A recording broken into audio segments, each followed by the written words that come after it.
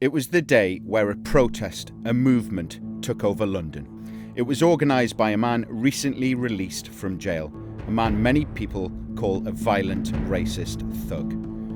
And yet he inspired a huge crowd of up to 150,000. Here's what the man known as Tommy Robinson said before the Unite the Kingdom rally. Do you want to send a message to the establishment? A message that they fear. They won't fear if there's trouble.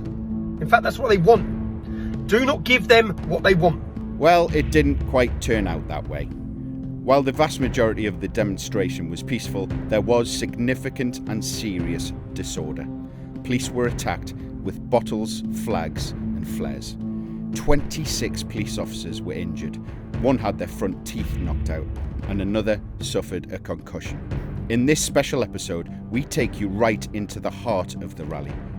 We were there when it spiralled out of control. This is what really happened in the heart of the capital.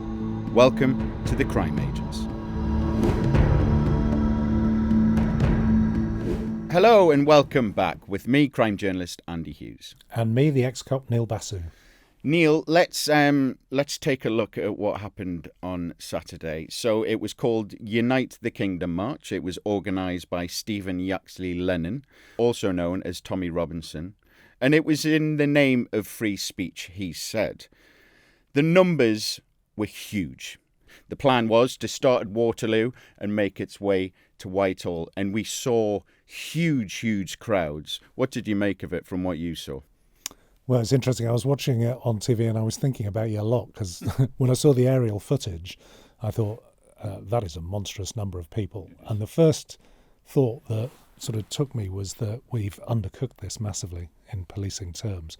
I'd seen what had come out before the march started in terms of we've got multiple Premier League matches on. We've got 1,600 officers, but 500 have come in from outside the Met. So when the Met, as the biggest police force in the UK, needs 500 extra officers, this is going to be a busy weekend. But those numbers don't reflect the numbers who actually turned up. And I can't believe for 1 second policing thought the numbers were going to be that large. And to be frank, I don't think Stephen Yaxley Lennon probably thought they would be that large. He must be delighted. That is a crowd you cannot ignore. And that's what he will have been looking for. But I think you told me that the Met have said it's 150,000 or around 150,000. I'm interested that a lot of the media were reporting 110. Why the discrepancy? Well, they initially came out and said 110, and then the Met later revised that and said up to, between 100,000 and 150. There's lots of reporting out there that it passed peacefully, but I was witness to that, and it wasn't. I've seen your... very fine reporting. It definitely did not. A bit too close to the front line for comfort, it looks to me. Yeah. Well, here's what really happened. Push forward! Do not forget why you are here! Push forward! Now! Push forward!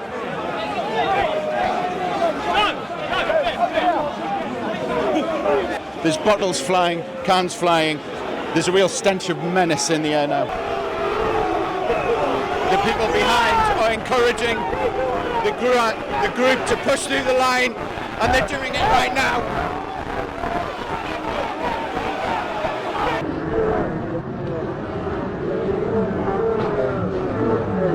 Well, we're here in central London. We're just outside New Scotland Yard. This is the Unite the Kingdom March. Hundreds of thousands of people have descended on London, and that's people from all over the UK, and in fact people from America, people from Australia. It seems as though the whole world has descended on London today, and it has been organised by Tommy Robinson. He says it's in the name of free speech. So let's hear from some of them now. I am here today just to stand up and say we've had enough. We've had enough of what's going on in this country. What have you had enough of? Just the way it's been run down. We're just having too many people coming in. It's just getting ridiculous, and things have to stop. Do you think a lot of people here will be in your camp as well? They should be, because if it wasn't for Trump, where would we be now? What do you think about the way Keir Starmer has been engaging with Trump? Do you think they're on the same page? No, Keir Starmer's a wanker. Nigel Farage, when it comes to free speech, he's saying that this country is becoming more like North Korea. Do you agree with that? Yeah. You do? Yeah. Have you ever been to North Korea? No. do, but I know It's very different. I know that there's more political prisoners in prison in this country than there are in Russia in the last 2 years. I'm not certain about that, but North Korea, I mean, you wouldn't be able to do this in North Korea. Okay, fair enough. Have a good day, sir. But there's still problems. Have a good day. Thanks for speaking to us. Like my granddad fought in World War II. I want this country to stay the exact same. You know, like not to be racist, but dominantly white people. It's our country at the end of the day. All of a sudden, you have 20, 30 Syrian men in your area growing up. You know, groping your little girl, your little daughters. It's not on. It's not on. Do you think the murder of Charlie Kirk has exasperated things out here, down here? A couple of my friends wasn't going to come today, and after we heard the news on Wednesday, Terry being one of them, has said he's coming for Charlie Kirk. Oh, he's come for Charlie Kirk? Yeah, he's come for Charlie Kirk. Terry, what have you come for? Freedom of speech? Yeah, I wasn't going to come, but then everything that happened in the week, I thought I had to, really, because it just compounds everything. Why someone who's talking his mind and saying not bad things, just saying stuff, and he gets shot in the fucking neck. Did you know who he was? Did I know? Yeah, I've been following him for a couple of years. Yeah. I've watched him from Turning Point up until when he was friends with the president, when he became president the first time, and for all of that. So yeah, I was really gutted. That division I'm talking about, that's clearly happening in this country. Do you think marches like this help that or not? What else can you do? How else are you supposed to tackle it? I mean, with government, we have a Labour government, and it seems that they give all their policies to not British people. I mean, how else do you solve it? All right, thanks for speaking to us. Thank you very much. Cheers. For speaking to me. All the best. Have a nice day. But I've channeled a little bit of Sydney Sweeney today. I don't know if you can tell by the American, Western influence. It's a very delicate moment, and people seem to be waking up, which is the glimmer of hope. But unfortunately, there's so many people that just look at us and think, extreme right, racist, whatever. But it's not the case. Like, we just don't want the statistics in the country that. Do you know that 71% more likely a non-British national is to do a sexual assault than a British national? Well, the thing is, a lot of white people are, of course, the vast majority of sex offences are white people. Yeah, of course, but it's only, I should say, 1 in 4 non-British national. But when you look at the percentage of the population of non-British nationals, which is only meant to be about 8-point-something%, when you look at it that way, it's 71% more likely because of their population is supposed to be smaller. But obviously that population is growing every day because of the small opinion. I haven't said anything derogatory against a group of people. I haven't said anything. So you've lost friends? I haven't incited any violence or anything like this. Get them out! And was it worth it? Fucking too right, it was worth it. He got shot because he spoke facts, and the left didn't like that. And you know what it is? He gave them the opportunity on an open mic to talk to him, to oppose what he thinks, and they shot him in the neck. They shot him in the neck for what? Just because you don't like what he's saying? Nah, no way. Britain stands with Charlie and Britain stands with America. We're being censored. No one's wanting to talk. They're getting locked up. That's it. That's the be-all and end of it. Do you agree with everything he said, or do you just agree with his... I agree with his morals. I agree with who he is. He's a top bloke. God rest his soul and rest in peace. I cannot believe it. In front of his wife and kids. Sir, what's happening down there? There's kids getting crushed. There's parents trying to get the children into the dry, and they're just getting crushed. So and just it's shut off that way, shut off this way. They box us in, and that is it. And the police aren't letting you through? No, or the other way. I'm more worried about the children over there. So the protest was heading along Westminster Bridge, heading to Whitehall, but the group just stopped moving. People here are saying that women and children were getting crushed.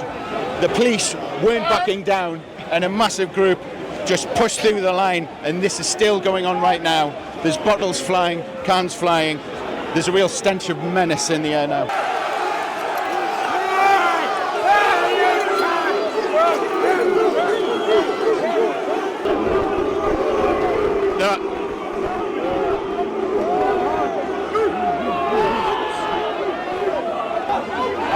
The police's worst fears are happening here. The people are getting more and more angry, and they keep pushing back the police. I told the old people this was going to happen. I told them. The kids are getting crushed in the back. They've done nothing. Oh, it's really... Oh, the buttons are coming out now.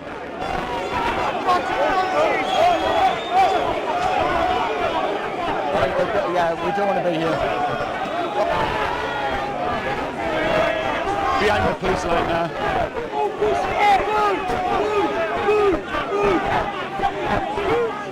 Streams and streams of people are coming down. The police aren't letting them through here, so people are just climbing over.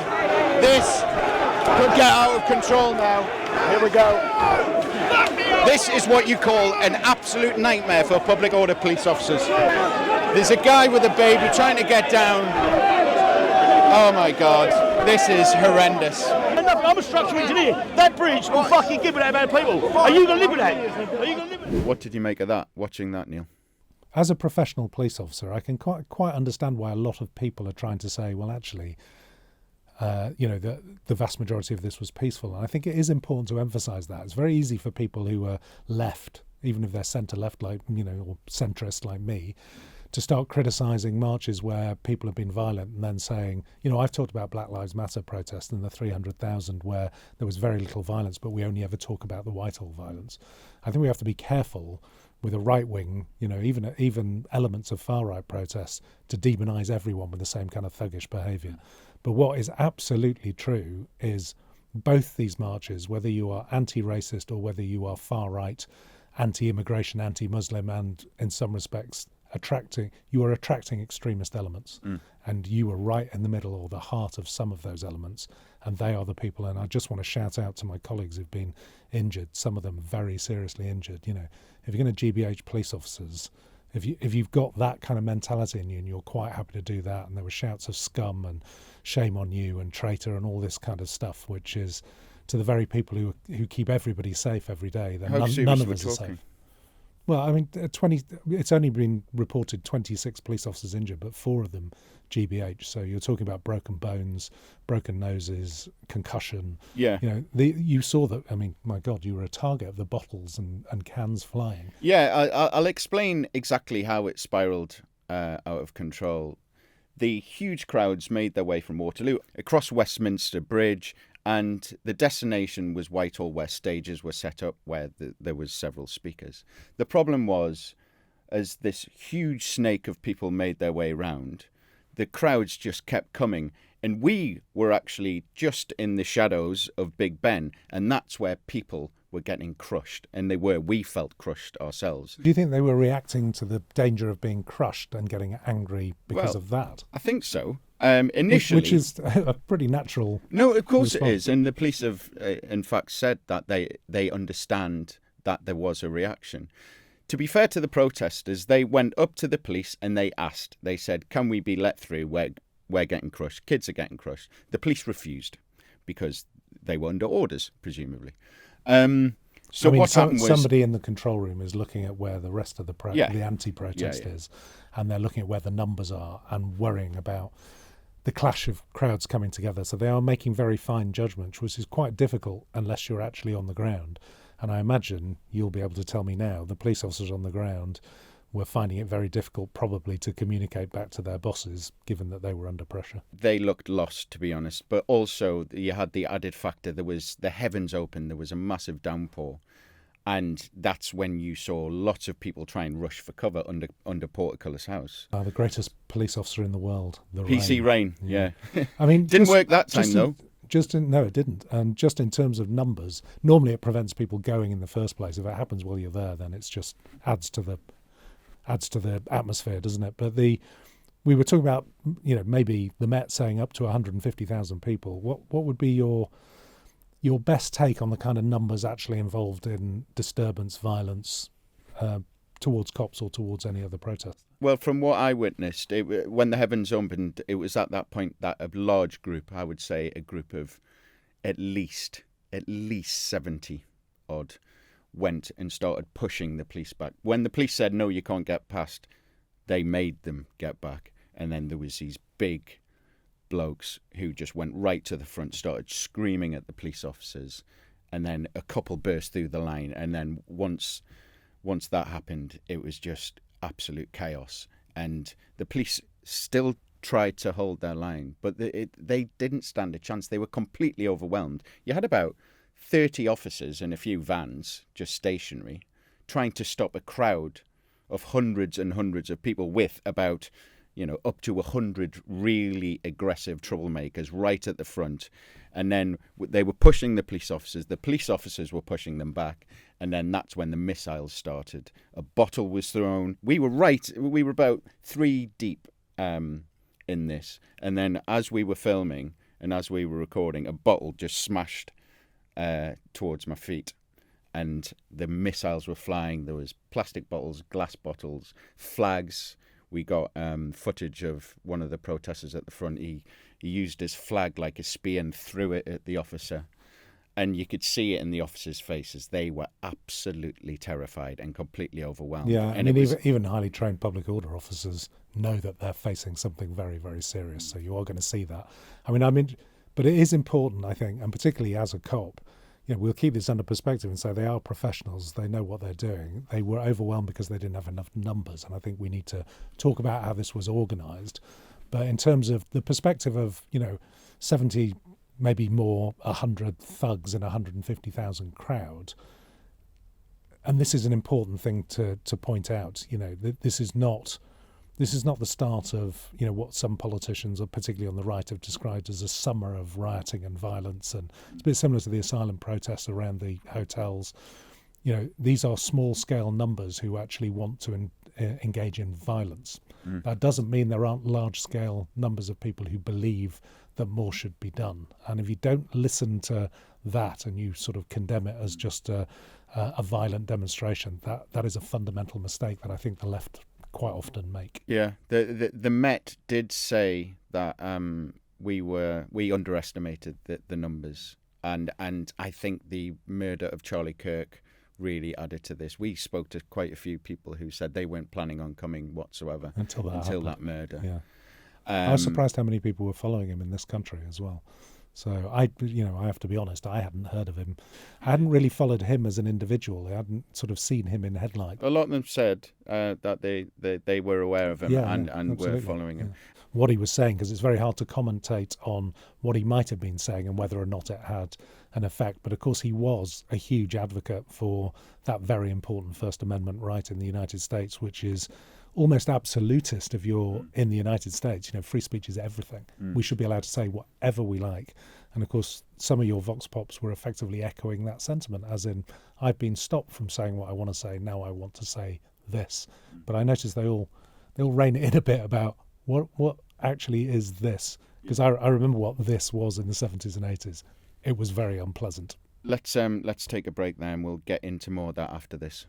So I wanted to go back to the actual organisation of this demonstration, because in many ways it was a textbook way that a public order event or a demonstration should be organised, with an organiser who is known and is central and is an organising figure, Stephen Yaxley Lennon, actually communicating with the police what they want to do, taking instructions on where they need to stand and the route that they need to march on. The fact that there was a centre stage where the major speakers and the video was set up tells you that this was all organised and stewarded, and you could see some of that in your footage.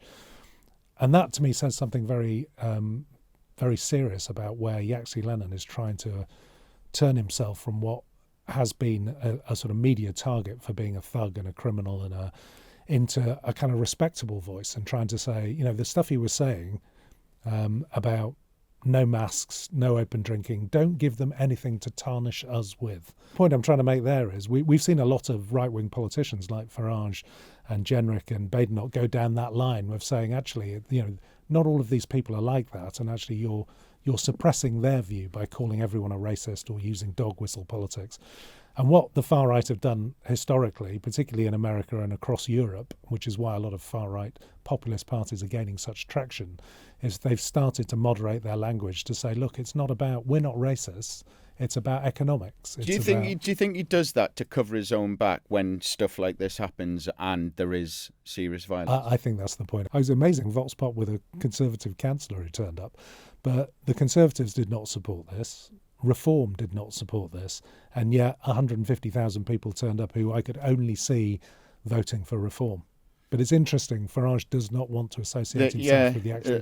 A lot of them, I asked a lot of them who they wanted to vote for, and most said reform. In fact, there was chants around, and the main chant of the day was Keir Starmer is a wanker. I've been looking over legacy media. I've not seen Farage say anything about what happened. Well, no, he doesn't, because he always does this. He always distances himself from this. He always does. But everyone there will be voting for him, frankly. I spoke to one guy and I said, do you agree with Farage, like this country's becoming like North Korea? And he said, yeah. And I said, well, have you ever been to North Korea? Yeah, it's a brilliant little piece. And then you could see him kind of mull it over. He's like, well, no, but I saw Farage interviewed on that point, and he said, look, does it matter if it gets people talking? That's all that counts. And that, for me, is what Farage is. It's what Yaxi Lenin is. They're media performers, and they're good at it. So what? One high-profile guy, Nigel Farage, didn't say anything. Another high-profile guy not only said something, but was the main guest at the rally, Elon Musk. Having the backing of the world's one of the world's richest, and arguably, until recently, one of the world's most powerful people. Interesting. Before we get into that, let's hear from him. The people who ordinarily wouldn't get involved in politics, who just want to live their lives, they're quiet, they just go about their business. My message is to them, if this continues, that violence is going to come to you. You will have no choice. You're in a fundamental situation here where whether you choose violence or not, violence is coming to you. You either fight back or you die. There you go. Violence will come for you. Fight or die. What do you make of that language? Well, I mean, I'd sit there and listen to that, and particularly as a cop. You remember what Gavin Stevens, the chair of National Police Chiefs Council, said, the chief constable who said, leading up to this protest, was talking about it's incredibly important that people of influence, people with a platform or a high microphone, a loud microphone, are responsible in what they say. Otherwise, we're going to get violence. And of course, what Musk said was entirely irresponsible, very inflammatory, quite insightful. Massively inflammatory. But I have to be honest, as a police officer, and bear in mind this march was ostensibly about free speech, but it was really about anti-immigration. But it wasn't illegal.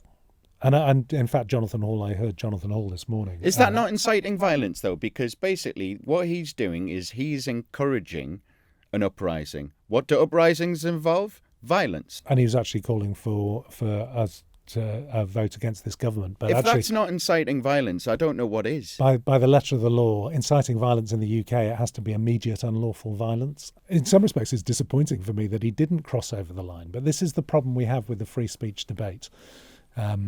Free speech in the US should be freedom to say absolutely anything you like, whether it incites violence or not. They don't care. And whether they appear as, extreme violent individuals in Nazi uniforms or Ku Klux Klan outfits or incredibly overtly racist. They don't care. They should be allowed to say that. It should be a debate. That is not the case in this country. Freedom of speech has never been an absolute right. You cannot... The old adage is you can't shout fire in a crowded cinema because people are going to die with the stampede. You do not have the right to say anything you like if it's going to cause harm to other people.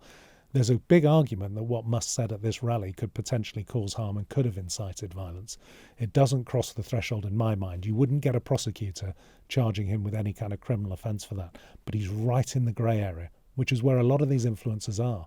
We were talking before we came on air about all of the AI footage, the kind of photographs that are mocked up to make it look as though every Muslim, every brown person is somehow attacking young white girls or is kind of intimidating or laughing at young white girls. And there's a lot of that stuff online, which is incredibly inciting and might cause certain people, the 70 people you witnessed at the protest, to go off the rails and cause violence. The amount of people who were supporting Charlie Kirk was hardly a surprise, really. And in fact, I bumped into one guy. He was a fellow Geordie, actually. He was wearing a Newcastle shirt. On the back of his shirt, he had 25 Kirk on. And when I spoke to him, he was so passionate about it. He was just screaming into the microphone. It was hard to get a question in, frankly. Of course, he is right in many respects, which is why there's always a kernel of truth in these I mean, the death of another human being has been celebrated by members of the extreme left. It has. People have said, well, he brought this on himself and he deserved it. No man deserves to die in front of his family for his views in that way. I mean, it is disgusting, and people should make that absolutely clear.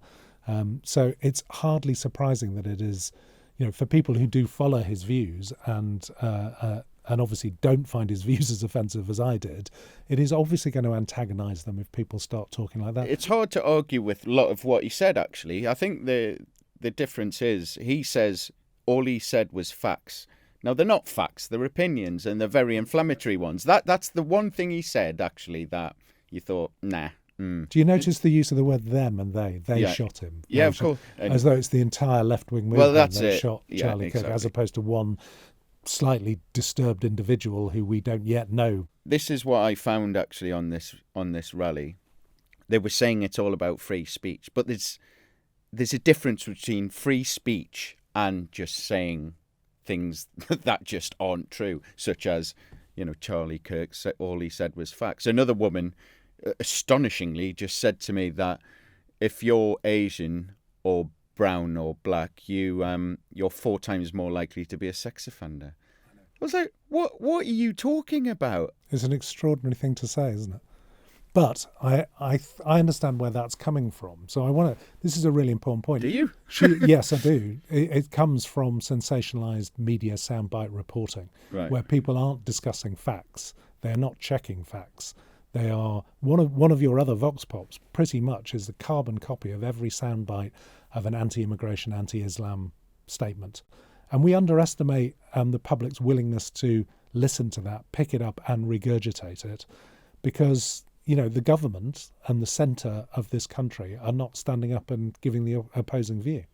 Yeah, well, that's where we are, isn't it? And it's interesting because we actually, I tried to speak to the counter-protest as well. They weren't having any of it. I mean, we went in there. I think one of the problems was we were speaking to, the Unite the Kingdom protest, and obviously that protest was just right next to it, the counter-protest. So we went over and we immediately started trying to talk to them. People were just turning us away, saying, no, we're not going to speak to you, we're not going to speak to you. I think they thought we were far right. But also, and then we had this really bizarre encounter where I identified one guy who I thought might speak to us. So I went over to him and I said, have you got a few moments for a quick word? And he said, can I see your National Union of Journalists card? I said, well, no, but there's our press card. We are press. He said, well, no, I won't speak to you unless you give me an NUJ card. We will only speak to journalists who are in the union. What is all that about? And I wondered whether if you'd been a black journalist or an Asian journalist, whether they would have spoken to you regardless of your press credentials. And this is the polarisation, isn't it? It's the fact that this is all about them and us. This isn't a Unite the Kingdom march. This is a Unite the Kingdom as long as you're white Christian, and then all the black and brown faces. And I've heard legacy media reporting that there were lots of black and brown faces in the Unite the Kingdom march. I'm absolutely positive a few people feel like a lot of people I know, which is, and I'm mixed race, 57 years, lived in this country throughout lots of the racial tension that's happened since the 60s and onwards, and obviously from a legacy of parents and grandparents who lived through the racism that happened post-World War II. This is of a scale that they didn't see then, and I didn't witness or experience in the 70s and 80s.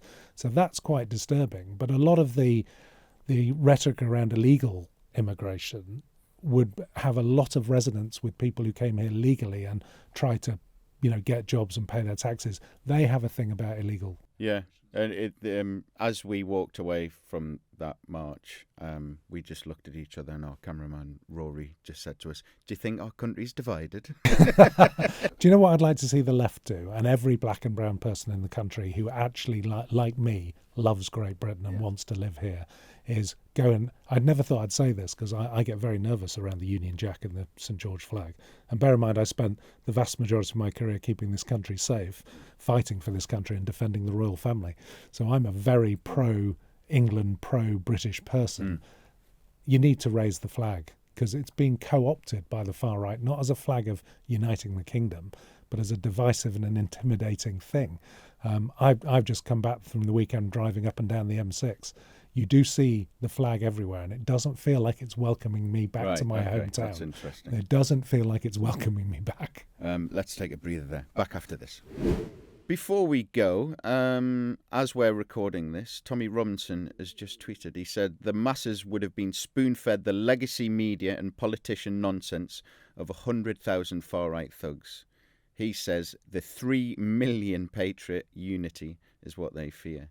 Thanks to every one of you who attended, your behaviour impeccable, colours and noise exceptional. 3 million... Well, I'm going to go with the Met figure of 150,000 because they've got a helicopter up and there are ways of using the computer programs to estimate crowd numbers.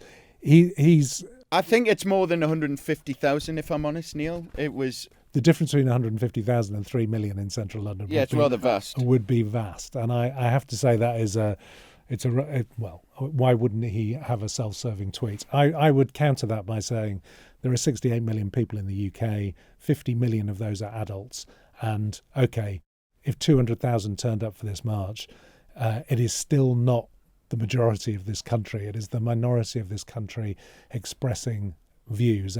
But he's right on the march. If you're serious about becoming a political force, you're going to attract people like that. Say something about the people who are committing violent acts. Well, that's it. Why doesn't he recognise that? I mean, the Met literally put out footage of people at the march committing this disorder. Why not just say that? People would respect him more if he did. But he's just blatantly just lying here. He has a violent criminal past. I mean, are you surprised? No, I'm not. Let's leave it there, Neil. Later in the week, we're going to be doing a Q&A, so listen out for that. Yeah, look forward to those. That's it. Goodbye from me. And goodbye from me.